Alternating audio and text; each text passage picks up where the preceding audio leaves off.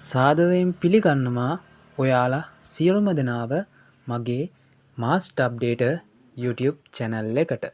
ඉතින් ගොඩක් දෙනෙක් මගෙන් කමෙන්ට් කරලා අහලා තිබුණා අප්‍රේල් මාසයට අදාළ අස්වැසුම මුදල් තාම ලැබුණේ නැහනේ. ඒවා අප්‍රේල් මාසය තුලදී ලැබෙන්නේ නැති වෙයිද පිළිබඳව. ඉතින් ඒ පිළිබඳව තමයි අද මම මේ වීඩියෝ එකෙන් කතා කරන්නේ.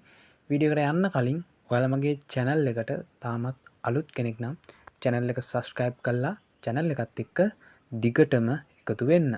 ඉතින් අප්‍රේල් මාසයට අදාළ අස්වැසුම මුදල් අනිවාර්යෙන්ම ඔයාලට අප්‍රේල් මාසය තුලදීම ඔයාලගේ බැංකුව වලට ලැබෙයි. ඉතින් අප්‍රේල් මාසයේදී ලබා දීමට නියමිතව තිබුණු අප්‍රේල් බඩු මල්ල සහන බඩු මල්ල තමයි මේ විදිහට අත්හිටවලා තියෙන්නේ. ඒ බඩු මල්ල තමයි මහමැතිවරණයෙන් පස්සේ ලබා දෙනවා කියලා රජය විසින් සඳහන් කරලා තියෙන්නේ. ඉතින් අනිවාර්යෙන්ම ඔයාලගේ අස්වැසුම මුදල් මේ මාසය තුලදී බැංකුවට වැටෙයි. ඒ නිසා ඒ පිළිබඳව කිසිම දෙගඩියාවක් තියාගන්න එපා. ඉතින් මේ වගේ අස්වැසුම සම්බන්ධ නිවුස් වීඩියෝස් එසනින් දැනගන්න අනිවාර්යෙන්ම channel එක subscribe කරලා channel එකත් එක්ක දිගටම එකතු වෙන්න. මේ වගේ අලුත් වීඩියෝ එකකින් නැවත අපි හමු වෙමු. ඔයාලා සියලුම දෙනාට සුබම සුබ දවසක්.